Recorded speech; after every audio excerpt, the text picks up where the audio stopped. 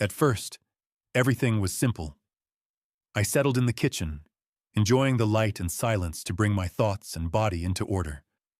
The water inside and calmness in my mind were important. I thought I would try meditation. It might help. I used to work as an electronics engineer, and my whole life revolved around tuning, balancing, and control. I started taking 10-minute walks to relieve tension and lighten the load on my shoulders. But sometimes it rains, and I feel like doing nothing.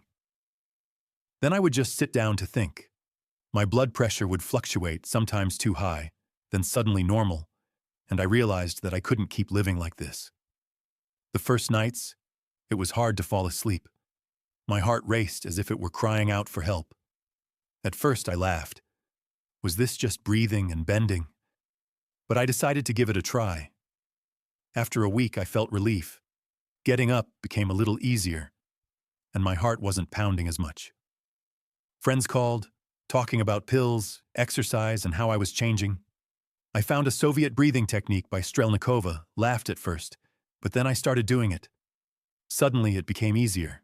My anxiety faded, and my body responded. Everyone talks about salt. I had never noticed how it affected my blood pressure. Doctors shrugged when I called for an ambulance. They didn't understand anything, but I felt a release. My blood pressure stabilized, as if someone had turned off a switch inside me. Every morning, I practiced breathing exercises to lower my blood pressure spikes. At 72 years old, I am not young anymore, and even a small annoyance can set me off. I realized I needed to listen to myself and my body. It was part of the therapy. Inside, everything was boiling, my heart was racing, and the night was restless.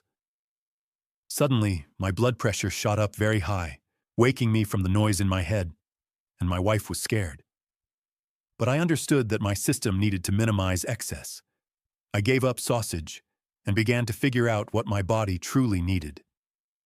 In just a few minutes, my blood pressure began to drop, as if someone had pressed the off button inside me.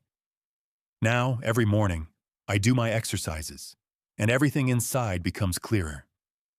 Natural methods help me, both in my heart and in my body. Time goes on and balance returns, even if it comes slowly at night or through trials. The main thing is to listen to your body and not be afraid to change habits. Much depends on understanding what is necessary and what is just excess. Inside me now is calmness and confidence that I am in control of my blood pressure. And if it spikes again, I know what to do. Everything is under control.